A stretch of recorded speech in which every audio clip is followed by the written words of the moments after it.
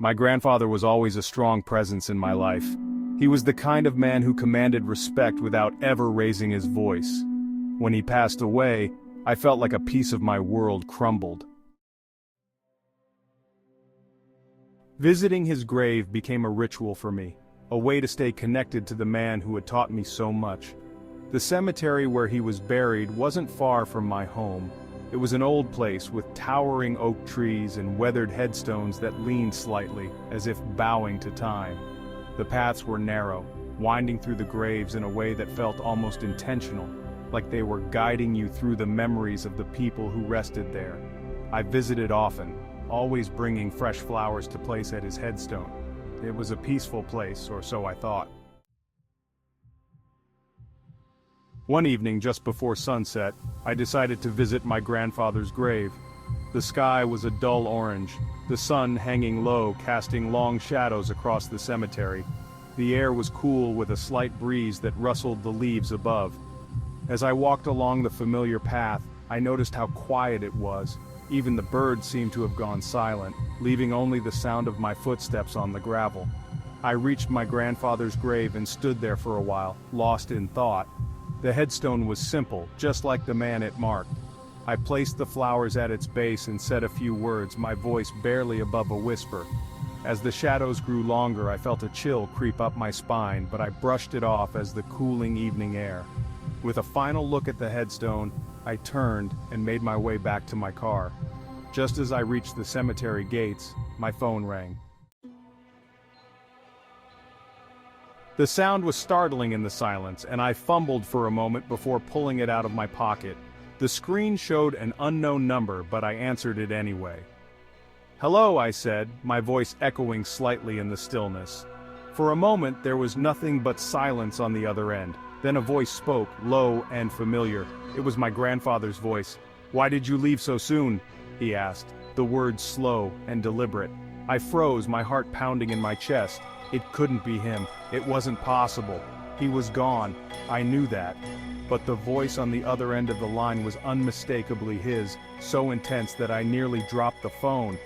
"Who is this?" I stammered, but there was no response. The line went dead, leaving only the faint sound of the wind through the trees. I stood there, phone still in hand, trying to make sense of what had just happened. My legs felt weak and I leaned against the cemetery gate for support. Eventually I convinced myself that it had to be a prank, someone with a sick sense of humor. The voice had been too real, too... The next day, I couldn't shake the feeling that something was wrong. The memory of that voice haunted me, echoing in my mind every time I closed my eyes. Despite my fear, I knew I had to go back to the cemetery. I needed to see my grandfather's grave to reassure myself that it was just my imagination playing tricks on me. The sun was bright that day, casting sharp shadows across the ground as I walked the now familiar path. Everything looked the same as it always had. The trees, the headstones, the narrow paths winding through the graves. But something felt different, an unease that I couldn't quite place as I approached. My grandfather's grave. I stopped in my tracks. There, a few feet away from the headstone, stood a figure. It was my grandfather. He looked just as he had when he was alive, dressed in his usual clothes, his hands folded neatly in front of him. His eyes were fixed on me, unblinking, as if he had been waiting for me. I couldn't move. My feet felt like they were rooted to the ground and my breath caught in my throat. A chill ran down my spine, colder than anything I had ever felt before. My mind screamed at me to run, to get as far away from that place as possible, but my body refused to obey. Then, slowly, my grandfather's face began to change.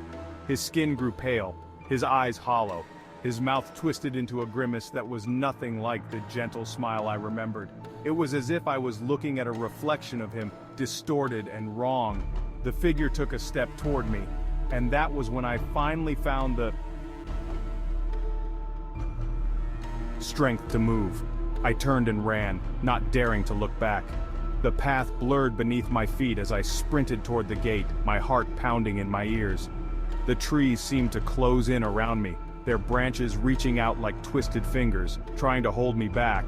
But I didn't stop. I couldn't stop. The fear that gripped me was stronger than anything I had ever felt.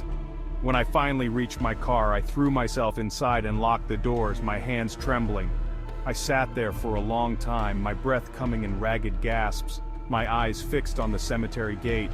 I half expected to see the figure standing there, watching me, but the gate remained empty. I never went back to that cemetery, I couldn't.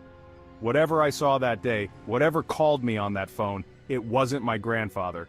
It was something else, something that should never have been disturbed. The memory of that day still haunts me. Before we get into the next story, if you're here for the first time, please make sure to subscribe to our channel and press the bell icon for upcoming scary stories. We need your support. Please share these stories with your friends and family. Thanks.